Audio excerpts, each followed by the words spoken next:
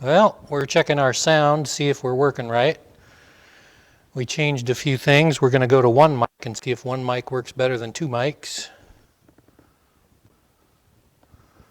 have two mics at this church. Yeah, you don't count, although you do talk a lot.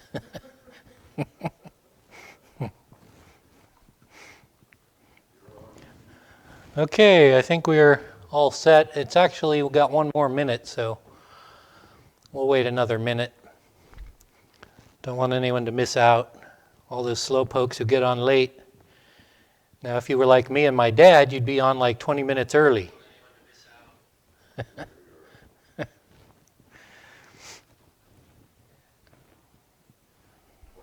early is 5 minutes late. Yeah, that's right.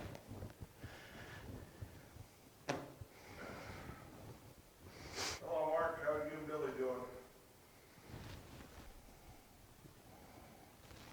Good morning. Good. How are you? We are well. Suffering through our empty pews, Sunday schools. We should put silly pictures of you up in the pews. Okay, well, we're about ready. We'll get started then. We're going through the book of Job. This is our 15th lesson in the book of Job. Today we will be in chapters 12 and 13. It's actually a section. Job does 3 chapters, 12 through 14, but we won't have time for that. We'll just go through the first half of 13 then. But after a few months, you're all familiar with the first few chapters of the book. Job got smashed by Satan with God's permission. And now Job's 3 best friends have shown up to help, but when they discover he's stricken by leprosy, they realize they can't help him at all.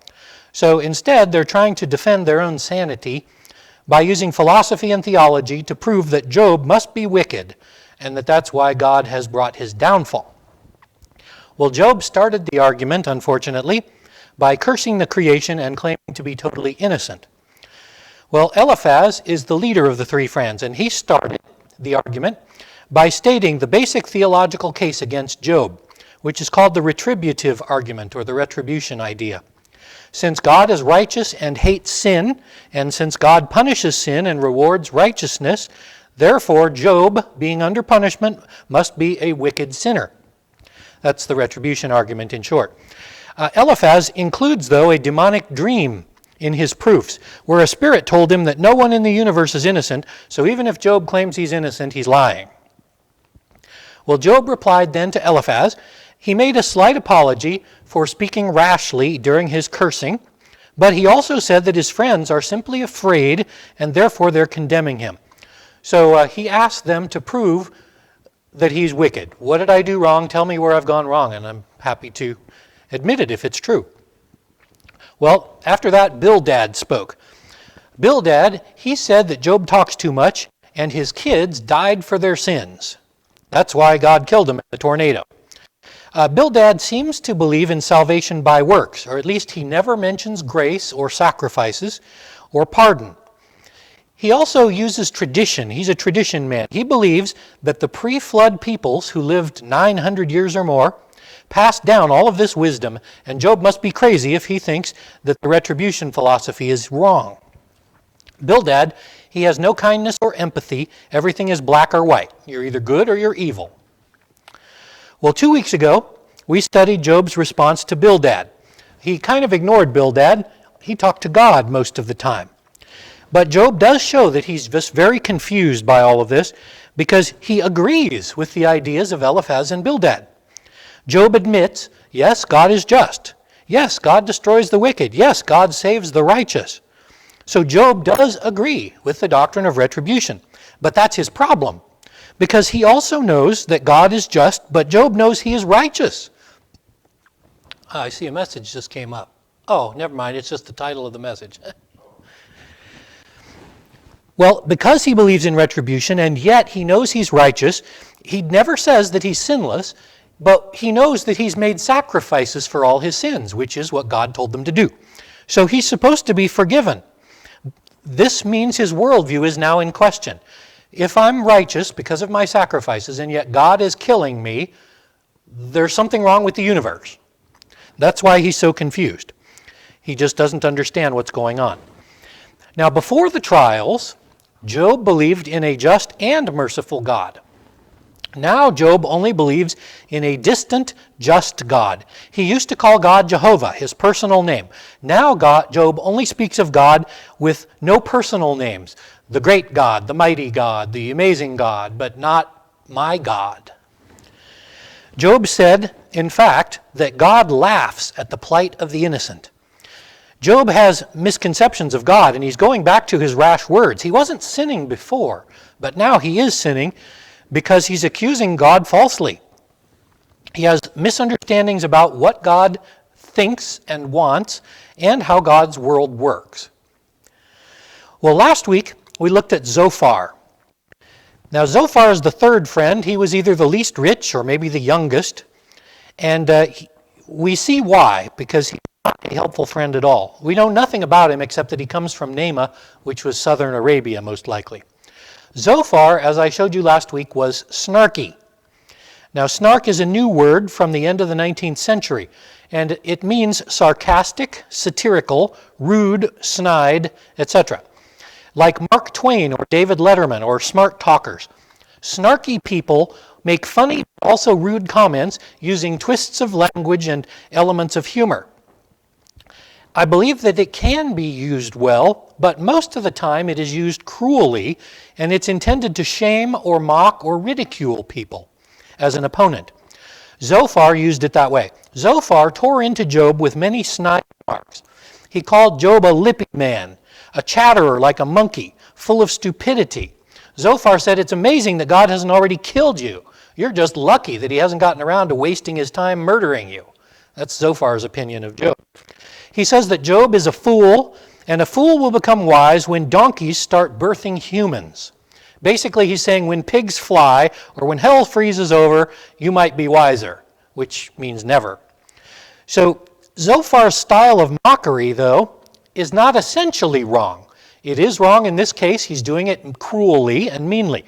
But God himself imitates Zophar bit when he later responds to Job in chapter 38. God uses the same exact phrases and many identical words. But God did not intend to hurt Job with this, so it wasn't done out of cruelty or ridicule. God just tells Job, as Zophar pointed out unkindly and truly, "You do not know God very well, and you're pretending you know all about God, and you don't." And that's basically what God says later. God agrees with Zophar insofar as Job doesn't know God, and Zophar was right about that. So I think that's why God later imitates Zophar a little bit. But maybe to pretend that he's still Job's friend, at the end of the chapter, Zophar offers Job a way of repentance to salvation.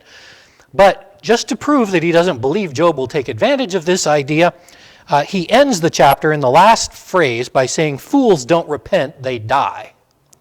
So the snarky guy ends with the comment, basically, "Job, you're going to die. Just give it up." So Zophar showed he was a horrible friend. He's arrogant. He looks down on Job as a fool. And he doesn't just stab at Job with innuendos like Eliphaz or Bildad did. Zophar twists the knife with cutting words and name-calling. I'm guessing that Eliphaz, maybe even Bildad, were just open slack-jawed, like amazed at the insolence of their friend Zophar. Anyway, their plan to help Job has completely unraveled. Now they've become totally hostile. The Satan is helping the friends one step at a time to try to get Job to surrender, to curse God and die. And that would be fairly simple to do at this point, when you've already had all of these tragedies in your life and your friends show up and you think they might help you, and instead they're sort of pushing you to die. It would really be easy to just give up and curse God and die. So we'll look now at how he responds in chapters 12 and 13. This is in part Job's reply to Zophar, but the truth is he doesn't spend a lot of time talking to Zophar. Once again, he spends most of his time talking to God, although he does also refer to the three friends as a group rather than Zophar personally. But as they get angrier, he also becomes more upset. So let's start in chapter 12 with verses 1 through 3. Then Job answered and said, "No doubt you are the people, and wisdom will die with you. But I have understanding as well as you. I am not inferior to you. Indeed, who does not know such things as these? I suspect that all of you, at one time or another, have felt ganged up on. We use the word now bullied. I know when I was a boy, I was bullied a lot. Partly it was because I was very short. Until I was a sophomore, I couldn't have been more than like 4'3". I was a short shrimp. And then I grew real fast, like a foot in a year. Well, that makes it easy to bully somebody who's small. And also, I was a bookworm, and I was a nerd, and I was the teacher's pet. So I got bullied for all kinds of reasons. But Job now, he's getting bullied by these former friends. And that makes it even harder to take, because he used to be their boss. He was like the ringleader of this group, this quartet, and now it's become a trio, and they've kicked him out. So he's getting defensive and angry. You know, this is why arguments never help. Because as soon as any party is angry, the reasoning stops, and it just becomes a shouting match. No longer is anyone going to listen as soon as tempers flare. So this is one reason why you shouldn't keep arguing, because it never does any good. Come back to it later when you're calm. Job, though, he will not be able to convince his friends. They're angry, and his friends cannot convince him because he's angry. So why do they keep arguing? Because they have egos, and everyone loves to be right. Nobody wants to admit they were wrong. The trouble is, Job can't just leave. You know, when we get into an argument, we usually can leave. But where can he go? He's been banished to the local garbage dump. Where else can you go? And his friends followed him here to the dump to bully him here. So this is his new home, and there's really nowhere he can go. So now Job gets snarky back with them. He starts in these verses 1 through 3. He's basically saying, you guys are so amazingly smart. You're the wisest men on earth. Not. I'm just as smart as you. You haven't said anything I didn't already know. This isn't rocket science. So he's getting snarky back with them. I think that Job got this way because he's stung by Zophar calling him a fool over and over again, and a chattering monkey. Okay, verses 4 through 6. I am one mocked by his friends, who called on God and he answered him, the just and blameless who is ridiculed. A lamp is despised in the thought of one who is at ease. It is made ready for those whose feet slip. The tents of robbers prosper, and those who provoke God are secure in what God provides by his hand. Now, if you didn't follow those verses, you're not alone, because these are 3 really hard verses to translate. They just don't make a whole lot of sense. The best comments I could find regarding the verse about the lamp, where it says a lamp is despised in the thought of one who is at ease, is that Job considered himself to be like a lamp to the friends. When he was part of the group, he was their leader, and he shone the light and helped them find their way.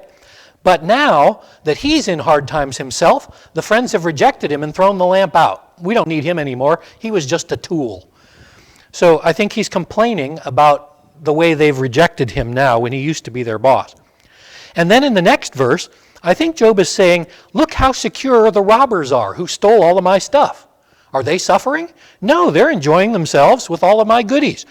And this is a contradiction of what the friends have been saying about retribution. If God punishes the wicked, then how did these wicked guys get all my stuff and they're enjoying it? Obviously, God doesn't always punish the wicked. So Job's starting to recognize that the retribution theory isn't always right. Now verses 7 through 11. But now ask the beasts, and they will teach you, and the birds of the air, and they will tell you. Or speak to the earth, and it will teach you. Or the fish of the sea, who will explain it to you. Who among all these does not know that the hand of the Lord has done this, in whose hand is the life of every living thing, and the breath of all mankind? Does not the ear test words, and the mouth taste its food? Now these verses are quoted, these are some of the most quoted verses from the Bible, and especially from the book of Job. And it's interesting why. It's basically because animal rightists and environmentalists have adopted these verses. In other words, they are supposedly saying abstractly that the animals know God, the fish know God, the birds know God. Everything in the world knows God. Job says that that they know that the hand of God is in their lives. So this is used abstractly to talk about pantheism. There are some pantheistic ideas about the Bible that everything knows God, and that we're all part of Gaia, that sort of thing. And so just like we sort of take Native American mystical statements out of context, that they were these great protectors of the earth, these verses are used that way, that the animals understand God and we should give them more respect and treat them just like humans.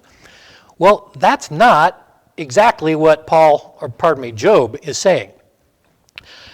One possibility is that we're talking about natural revelation. In other words, we can learn things by observing animals. And this is something that Solomon showed us. Look to the ant, you sluggard, consider its ways and be wise. So you might say that Job is saying you could get this sort of wisdom by observing the animals. Okay, that's one possibility. We would call that natural revelation. Of course, the mystics take it to mean that all the animals are smart and that if you only knew Dr. Doolittle's languages, you could actually talk to them and understand them. I agree that these ideas might have some merit. However, I suspect that Job is not departing from his misery and just bringing up some interesting new doctrine. He is being snarky. And here's what he's actually saying, in my opinion. If you look at the context, what did Job just say before? Job just said that the robbers who stole all of my stuff are happy, fat and happy. And then he starts talking about animals. He didn't just switch gears here. He's building on his argument that predators are happier than prey. In other words, when he brings up the animals, here's what he's saying. The predators, they eat prey animals, and that's why they're happy. They have much supply. When you think about rabbits, you breed like rabbits. Rabbits are gophers and squirrels everywhere. So you need predators to control their population. Thus, there's always need for predators to keep the prey animals down. What Job is actually saying is not mystical or friendly to animals. In fact, what he's saying is, look at this world. It's full of predators and prey. There is no true justice in the animal world. I mean, the coyote eats the rabbit.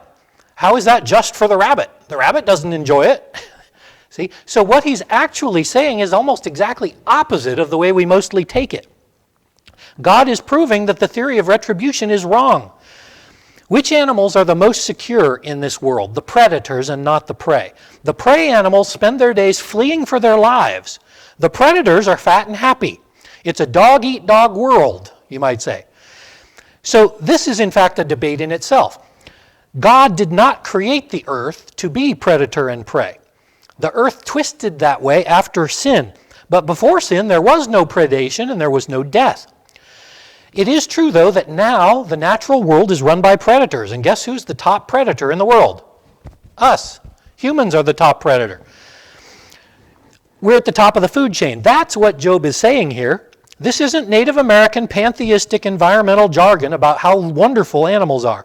This is Job using animals as an example of how cruel life is on the earth right now. All of these animals that I had, they're all gone. All those sheep got burned to crisps. So he's not bragging about the wonderful world of animals. He's saying, just look at it and you can see all the evil in the world. It's quite different than you might have taken it before. The horrors of life, though, in the animal kingdom are often worse than those in human life. Humans, we have ganged together in groups, in tribes, cities, nations. We protect each other and we help each other and we cooperate for defense and justice. So societies and cultures, which is our groups of people, are mostly good things. They're meant to bring order and stability and safety to people.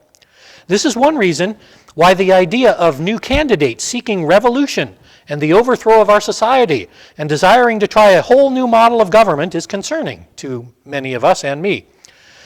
But in the animal kingdom, only a tiny number of species gang together for protection like humans do. They're mostly mammals, but there are a few birds and fish. More sophisticated creatures do help each other and protect each other. For example, elephants, or muskoxen, or whales, dolphins, dogs, even crows. But most creatures live alone or in pairs, and they spend their lives fleeing. They're susceptible to all kinds of attacks. Many animal rights people are so horrified by the violence in the animal kingdom that they become absolute atheists or protectionists, and they wish to ban all kinds of animal uses. Don't use animals for food or wool or milk or even for pets. They call that slavery. But I bring this up because there really is a problem in the animal world, as Job recognizes. And guess what it is? It's the sin of humanity. Romans 8 says that the whole creation groans. Why? Because of the sin of mankind. And in Genesis chapter 3, God said, "Cursed is the earth because of sin." So I want to point out that theodicy, this is the big word that covers much of the book of Job. It's the problem of evil. You must view the problem of evil in relation also to its harms to animals and the planet, and not just to humans. It's not that God cursed humans alone and that we alone suffer on the earth. No, humans were made to rule the earth, and we failed, and thus we brought the whole creation and all the animals and all the plants and all the planet into suffering. And so the justice of God is thrown into question. You see, theodicy in relation to the animal world is a deeper problem than you might think. And that's because most people have no understanding of the potential afterlife of animals. You see, if the creation groans, if the animals and the creation are truly suffering in innocence because of human sin and not their own sin, then how can a good God allow animals to live a life of pain and suffering with no redemption later? I mean, would that be fair that this poor animal in a cage suffered its whole life and then it got annihilated? Is that fair? Would a good God do that? I don't believe so. That's what we would call undeserved punishment. This is why C.S. Lewis and others, and myself, propose a future resurrection for animals. Because if they suffer undeservedly, then the good God would bring a reward to make up for their pains. But anyway, that's a side note. The main point of that passage is that Job is saying the earth is wrecked, and the animals see it too. So let's go on now. Chapter 12, verses 12 through 16. Wisdom is with aged men, and with length of days understanding. With him are wisdom and strength. He has counsel and understanding. If he breaks a thing down, it cannot be rebuilt. If he imprisons a man, there can be no release. If he withholds the waters, they dry up. If he sends them out, they overwhelm the earth. With him are strength and prudence. The deceived and the deceiver are his. Now, verse 12 is a puzzle because the translation is very difficult. Many translations, including the New King James, says that old men have wisdom and understanding based on their long lives. But many scholars now, with newer manuscripts, or I should say older, better manuscripts, have translated it quite differently, and I tend to think that they're right. Instead of being about old men who are wise, these translations say that this is God, the Ancient of Days, who is wise. And it makes a lot more sense considering that Job is just now starting a list of things God does. So it really makes no sense to have the old men thing here in verse 12. I suspect we should change that to the Ancient of Days who has greater understanding than anyone else does these things. So that's my opinion on verse 12. I think it fits a lot better with the next paragraph about the wisdom and sovereignty of God. But notice that many of these statements that he makes in verses 13 through 16 are about the flood, the great flood of Noah. It says God sent out the mighty destructive waters and then just as easily dried them up. So this is still fresh in their minds from the words of their grandfathers probably. So now on to chapter 12, verses 17 through 25. He leads counselors away plundered and makes fools of the judges. He loosens the bonds of kings and binds their waist with a belt. He leads princes away plundered and overthrows the mighty. He deprives the trusted ones of speech and takes away the discernment of the elders. He pours contempt on princes and disarms the mighty. He uncovers deep things out of darkness and brings shadow of death to light. He makes nations great and destroys them. He enlarges nations and guides them. He takes away the understanding of the chiefs of the people of the earth and makes them wander in a pathless wilderness. They grope in the dark without light, and he makes them stagger like a drunken man.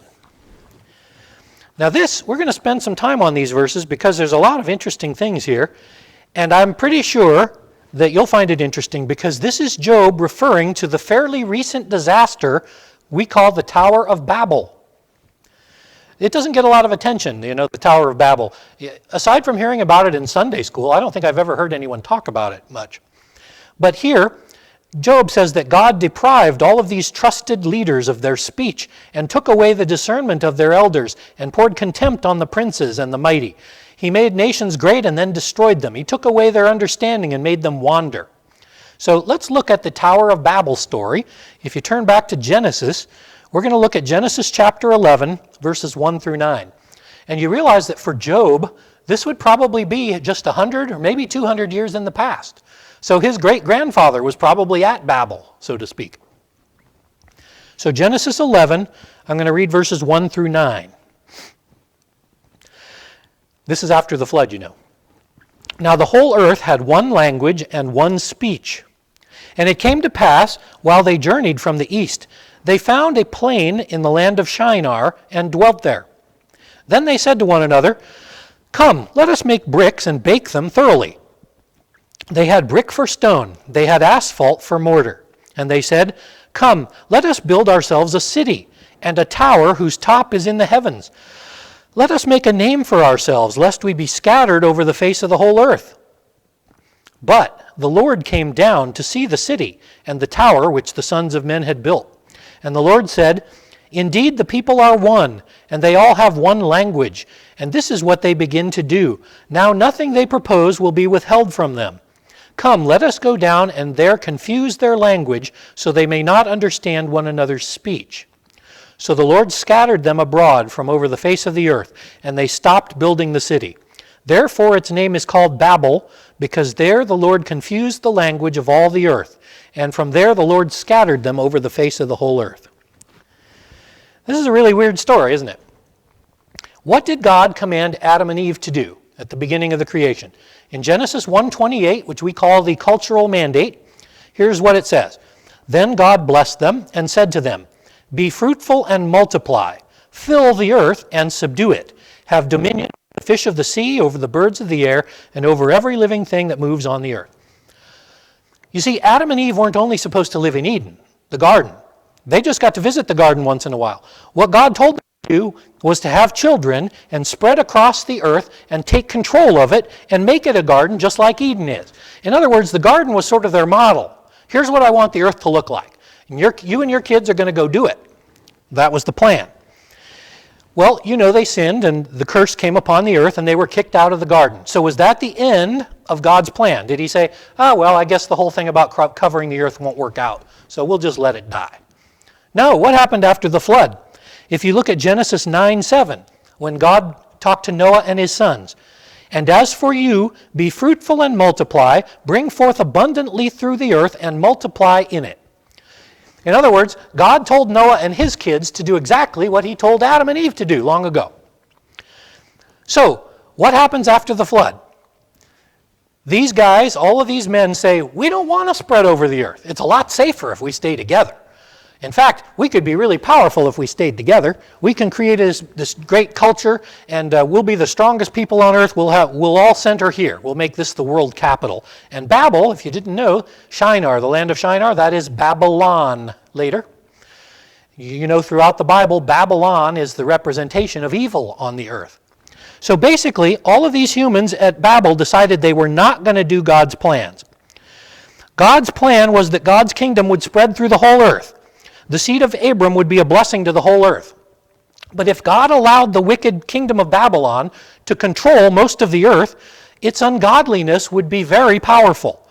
It's not that God was afraid that they were going to overthrow him. That's ridiculous. No, what he was afraid of, you don't even want to use that word, but what God didn't want to happen was that the evil system would fill the earth. God wants his kingdom to spread in the earth, not the Babylon kingdom, which is the kingdom of Satan. So the wicked people would have control of the earth. It's just like Sodom and Gomorrah. By their unity, their wickedness was amplified. You've noticed what we call group dynamics. If you get, let's say, from a police point of view, you find a suspect, and he might be kind of a bully, but usually he feels bullied by the cops and will cooperate to some degree because he recognizes that they outnumber him. But once you get a group of people start this sheep mentality, and they all get charged up and they no longer obey. So somebody who is usually obedient, once they're out with their friends, they change. And this is what's going to happen in Babel. It's what happens in culture. It's what's happened in our culture. The culture is becoming gradually more evil, and it is becoming exponentially more evil because our power grows and we feel more confident in our evil. This is what God didn't want to happen. God did not want there to be a huge kingdom of Babylon right after Noah. So he changed all their languages so they had to scatter and do what he wanted and spread over the earth. Okay? That's why God did this with Babel. Society and cultures can be good or they can be evil. Now, for a couple of hundred years, the United States was mostly good. But for the last few decades, we've become mostly evil. And you know, God destroys empires when they become evil because the kingdom of God cannot easily spread among seared consciences and demon slaves. And that's what most of our people are now, is demon slaves. So God used the confusion of Babel's languages to force this fall of the first Babylonian kingdom and spread the people throughout the earth. It will be interesting and sad to see how God deals with our corrupt empire. Will he use plague, invasion, civil war, communism? There's many possibilities. But God is very creative in halting the spread of wickedness or its control over the earth. So if you look at this whole situation we're in from God's point of view, God is just creatively using a disease to end the virus of evil that's spreading through our nation. We have to be humbled, and this is the way he's going to do it right now. So we'll see if it works. And if it doesn't, he'll find something bigger and worse to do to our country. Okay, now we'll go into chapter 13, where Job continues to speak. Job 13, 1 through 3. Behold, my eye has seen all of this. My ear has heard and understood it. What you know, I also know. I'm not inferior to you. But I would speak to the Almighty, and I desire to reason with God. In chapter 11, Zophar called Job an empty-headed fool and said that I hope God talks to you and puts you back in your place. Well, Job here is agreeing with Zophar in a way. He does want to talk to God. He is agreeing with Zophar to a small degree because Zophar said God should talk to him. But Job's saying, yes, I do want to talk to God, not because I'm an empty-headed fool, but because I want to find out what's going on. I don't understand. Now verses 4 through 6. But you, forgers of lies, you are all worthless physicians. Oh, that you would be silent, that would be your wisdom. Listen to my reasoning and hear the pleading of my lips. So the angry Job now turns on his three friends. They lie about him. They do not help him. If they would just be quiet and listen to his statements, they might understand his problem. But so far they've been so afraid of their own mortality that they won't even listen to his truth. But this is also where we come to the second phase of the three friends against Job. Job is recognizing a new problem. Before, the friends were afraid for themselves. They were afraid for their own skins. But now it's becoming more than that. That's how it started, but it's developed into something worse and more dangerous. These are the last verses we're going to look at today, verses 7 through 12. We're about halfway through the first three chapters of Job's reply to Zophar. But that's because verses 7 through 12 are very significant. Will you speak wickedly for God and talk deceitfully for him? Will you show partiality for him? Will you contend for God? Will it be well when he searches you out? Can you mock God as one mocks a man? He will surely rebuke you if you secretly show partiality. Will not his excellence make you afraid, and the dread of him fall upon you? Your platitudes are proverbs of ashes. Your defenses are defenses of clay. These sentences show that Job is sensing a new direction in his friends' arguments. Early on, he knew they were afraid, and thus they couldn't face the idea that God might harm them as they had harmed Job. But now Job sees that the argument is shifting into a more dangerous phase. Eliphaz, Bildad, and Zophar are beginning to see themselves as heroes who are obligated to defend God. Will you speak wickedly for God? Will you contend for God? I want you to understand that much of the violence and viciousness that comes up in arguments, it's not just from our own pride. It is often also from a sense that we must protect someone or someone else, something else, more important even than ourselves. This is a psychological kind of a thing that affects many people, and it can be dangerous if you don't recognize it in yourself or in your friends or in your family. Let me give you an example from my own life. It's kind of strange. When I was about 19 or 20 in college at Geneva College, I went on a little vacation for spring break into North Carolina, into the mountains. And there was a little zoo up there, a private zoo, and there was no one there. It was a cold, windy day. It was probably about 20 degrees. Anyway, I was visiting this zoo, and there was hardly anyone there, but I heard some laughter nearby. So I went over to see what was going on, because it sounded like kind of maniacal laughter, like, So I went to see what was going on, and there were two teenage boys there throwing rocks at a bear in his pen. I mean, literally taking big rocks and hurling them at the bear and hitting the bear, or trying to. Well, I was really angry, and there was no one around that I could find to stop them. So I shouted out to them, "Stop that." And one of the teenagers turned around and flipped me off and picked up a couple more big rocks. Well, that really made me angry. So I walked up quietly behind them as they were throwing rocks, and I stood between them, and I growled, and I said, "I am going to tear off your arms and your legs." And they turned around and looked at me, and I was really angry, and they ran. Now, the truth is, I probably could not have taken both of them. I don't even know if I could have taken one of them. I was a little bigger than them, but there were two of them, and they were younger. But I was so mad, I was ready to rip them apart because they were hurting this innocent animal. Now, we'll talk more about what that means, but I'm not a very violent person, and I can't remember an actual physical fight with anyone since I was a little kid. If they had been throwing rocks at me, I probably would have run away. No big thing. But the fact is, I love animals, and this animal was being harmed for no reason, and they had flipped me off and, disrespected me. And so I got violently angry. I was ready to beat them down, or at least try. Why? Because for some people, defending yourself is less important than defending someone else. The obvious example is a mother bear. You never come between a mother bear and her cubs. If she thinks that you're going to hurt her little bears, she's going to rip you to pieces. And that's normal. That's what we call a protection instinct. This is also probably true of many mothers, humans. They would die to protect their own children. And I don't know if you remember, there was a famous Kenny Rogers song. He recently died, but I was recently thinking of that song, "Coward of the County." If you remember, the story is about this guy who's a total wimp, and he never fights or stands up for himself. But one day he becomes a lion, because they didn't attack him, the bullies attacked his girlfriend and hurt her. So he went and beat them all up. The instinct to protect your children is a good thing. It's part of a responsibility as good parents. Now, I don't know what to make of my own threat against those teenagers. I was right to demand that they stop harming an innocent animal, but whether it would be right for me to actually beat them up for it is harder to say. I was not a policeman. I had no authority there except for my moral rectitude. Conceivably, I could have been charged with assault if I had actually hit one of them, although the judge might reduce the charges since I was trying to protect an animal. It's hard to say. But the point I'm trying to make about Eliphaz, Bildad, and Zophar is similar. If you skip ahead in Job to chapter 36, a fourth guy enters the picture. His name is Elihu. He's not a friend of Job. He apparently just came along with these guys, and some people think he was the secretary, that maybe he was jotting all these notes down. So he might have even written this book for all we know. But anyway, Elihu jumps in chapter 36. And in verses 2 through 4, you can see what Elihu thinks he is doing. And I think this is exactly what Job is talking about back here in chapter 13. So look at Job 36, verses 2 through 4.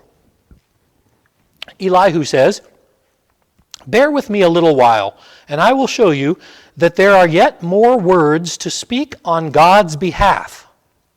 I will fetch my knowledge from afar. I will ascribe righteousness to my Maker. Truly, my words are not false. One who is perfect in knowledge is with you." All right, now this might be what the other three friends thought, but none of them dared to say it quite so snidely or confidently. Elihu says, "I have more words to speak on God's behalf. My knowledge of this is perfect. I have to correct you." Okay, so this guy thinks he knows it all. So he is going to defend God. This is dangerous. You see, sometimes people can become so utterly certain of their own views, whether they're political or spiritual, that they will fight violently to protect those views. This is much of what I spoke about last week about Zophar. Zophar was snarky because he viewed himself as far more virtuous and right than Job. And so Job deserves nothing but my scorn and derision. That is a form of strong anger. It's even minor hatred. But this can degenerate even farther. From snarkiness, it can turn to violence when a person believes that he is obligated to defend an idea or defend God. This is how we get radicalized Muslims and also radicalized Christians. Now, it is rather rare among Christians because most of us are pansies and wallflowers, but occasionally you do get some so-called Christian who will take the anti-abortion view so far that they will try to kill abortion doctors or blow up the clinics. Now, I teach and believe that abortion is murder. The doctors are murderers and the clinics are dungeons of murder. However, I do not teach or believe that I or you or any other Christian hearer has the authority to kill people or damage their buildings to try to stop a sin. The laws are wrong and must be changed, but those laws do not require me or you to sin. Thereby, we have no authority to attack them physically. So that's what I call radical Christian there. Radicalized Muslims, like radicals from any religion, they have come to believe that they are spiritually obligated to execute justice or harm on sinners and blasphemers. Now, I preach a lot about the decadence of our society. I talk about music and movies and television. But they prefer to attack the decadent society for its wickedness. Now, they are correct halfway. They are correct that society is wicked and broken. They are wrong in thinking that they have the right to correct it with violence. That's where these three friends are headed. They feel they have to defend God. You see, at first they're only frightened by their own mortality, but now they've morphed that fear into anger. Not only is Job wrong, Job is a target of God, and therefore we can make him our target as well. If God wants Job dead, can we help him along? Aren't we doing God's will if we put Job in his place? How dare he question God? And so they make this no longer about them, which might make their consciences react and feel guilty. No, this is about God. And since it's about God, I can use any means necessary to defend God. That's where it gets dangerous.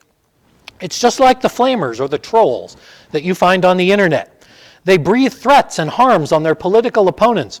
Some proclaiming Christians can even be violent in their defense of God and Christian ideas. Let me give you a few examples if you don't believe me. If you dare to believe in evolution, you cannot be a Christian. If you don't believe in Calvinism, you can't be a Christian. If you don't believe in the rapture and the Antichrist, you can't be a Christian. Well, I don't believe any of those things. They're all false. I don't believe that being a Christian is decided ultimately by some of your weird views about things. In fact, if you limited Christians to Calvinists and creationists, there would be very few Christians in heaven. There aren't that many of us. But these ideas are held by some who have become radicalized. They have radicalized themselves into setting standards for Christianity that the faith does not set. Once you become totally convinced of some truth to any one issue, your worldview can shift and make it the center of your worldview. It's no longer that Jesus Christ or the faith is your center. No, evolution is your center, or the rapture is your center. And then you become radicalized because you've made a tangential idea a central one. And once you do that, you start requiring that your friends and family agree with you. And if they don't agree with you, they're all going to hell. That's not right. That's radicalizing. Do you not understand that you are a puny mammal brain? You and I have only the tiniest glimmer of intelligence compared to the wisdom of God. So I'm John Kistler, I'm the preaching primate. And I have no authority to demand that you believe X or Y or Z. Yes, and if I'm the preaching primate, you're the listening lemurs. You see, none of us have a corner on the truth. And if you think you do, you're probably wrong. Eliphaz, Bildad, Zophar, and Elihu, they're proud and they're foolish and they're becoming radicalized. They think that they not only have to speak for God, they have to defend God against this leprous wreck of a man named Job. Who knows what harm allowing him to blaspheme God could bring about on the earth?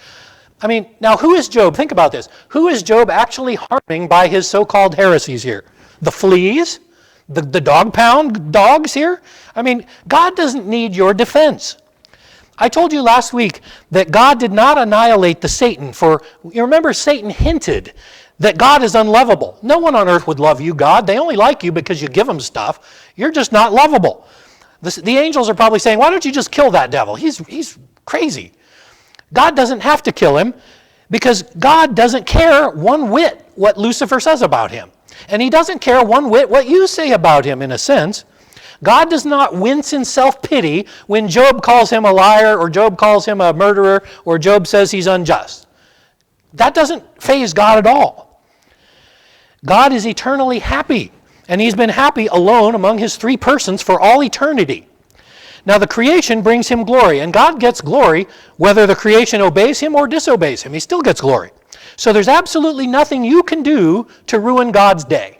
And Job is not ruining God's day, and these three clowns are not ruining God's day. Just as there is no reason for you to go berserk if some other person believes something different than you do, they may be wrong. You may be wrong. But your attempt to defend God from someone else's errors does nothing to help God.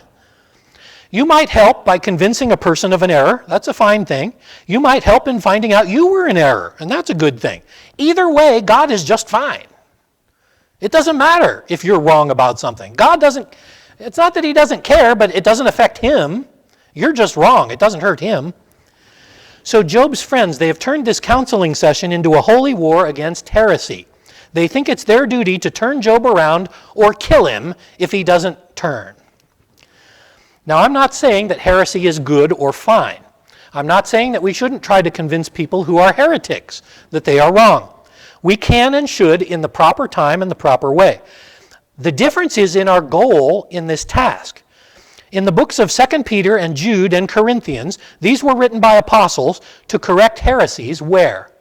In the churches, not outside the churches.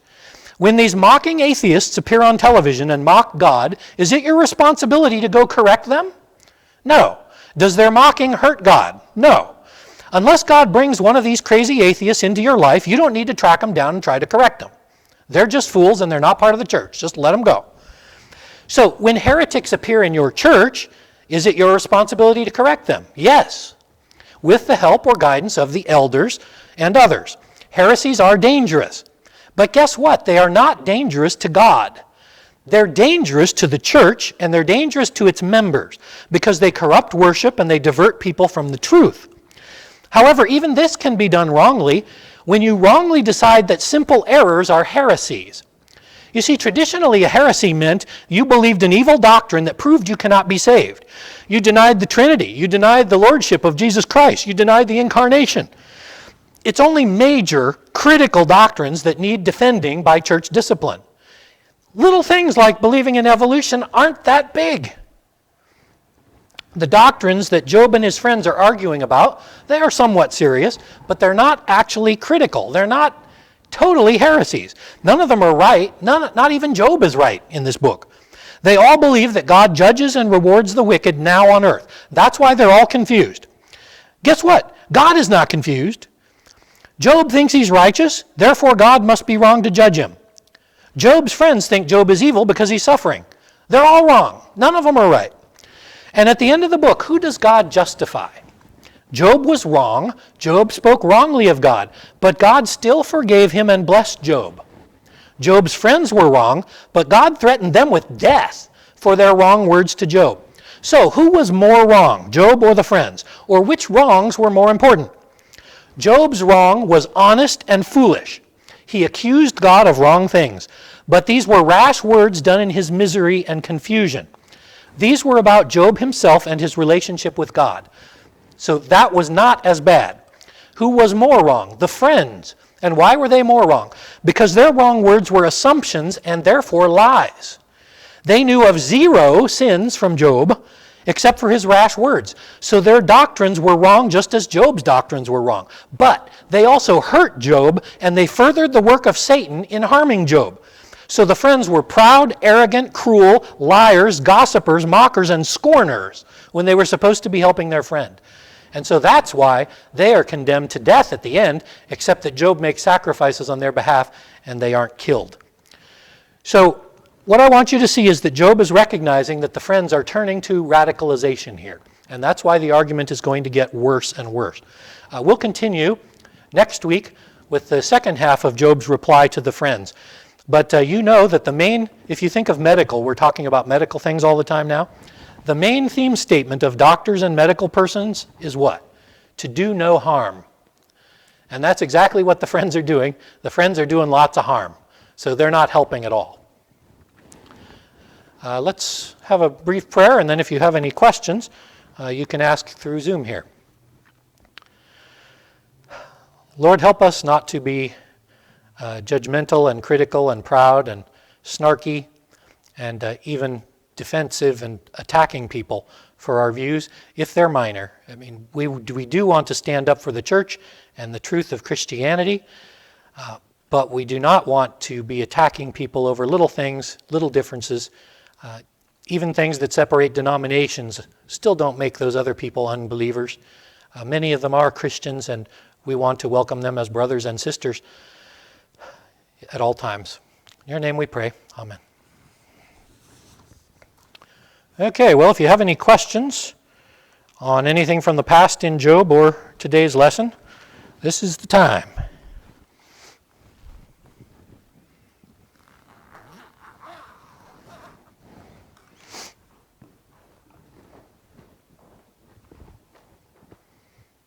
We've got 10 minutes, although if nobody has any questions, we don't have to take 10 minutes.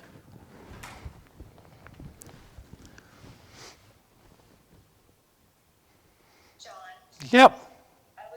you kind of answered my question before you even got started, so I don't really have a question, but I wanted to know if there was any reason why this book in the Bible is really the only instance where Satan comes to God and asks to tempt someone. We don't really, do we ever see that anywhere else in the Bible? Is Job the only one? No, there are a couple. There's one in the book of Zechariah where the devil accuses the high priest of some crime, and God sends him away. And there's also the case where Jesus says to Peter that the devil has asked permission to sift you like wheat, but I've prayed for you. So there are at least 3 places, not to mention sometimes the Apostle Paul mentions the accuser and the Satan accusing us. So it's actually a fairly common theme in the Bible. Is it possible then that this could be happening in our world today, that Satan went to God and God is allowing what's going on? Yeah, now that's a good question because some theologians think that things changed because Satan has been more limited ever since the coming of Christ. You see, when the kingdom of God came and when Jesus came to earth, he cast out lots of demons and he even told the disciples, I saw Satan falling from heaven. Now, some people think that's referring to the original sin long before Adam and Eve, or some people say that's right now he saw Satan fall. It is true that Satan cannot accuse us anymore, or, I mean, he can, but he gets shut down immediately because Jesus says those sins are gone. So I suspect that Satan doesn't spend much time accusing us anymore because God won't listen. So I suspect that God is just using Satan on the earth, and I don't think he's spending much time in heaven arguing anymore. At least that's what a lot of theologians seem to think, and I'm not sure where I fall on that, but it seems to me that makes sense because it won't do any good for him to accuse the people anymore because Jesus is there standing up for us. So I'm guessing he's just working on the earth full time now. Right. Okay. All right, thanks. Sure. Any other comments or questions? Do you guys know anybody, Christians, who are radicalized? Fortunately, most of the ones I know are not totally radicalized. They're not to the point of violence yet. But I do know some who are fanatical about one particular topic or another. I mean, I'm very interested in certain topics, but I don't think any of the topics I'm particularly interested in I see as heresies in others for not agreeing with me. I just have some ideas that other people haven't thought of yet or whatever. Okay, well, I guess if you guys want to chat among yourselves, I'm going to go get a drink and prepare for the worship. We'll have our worship in about 35 more minutes.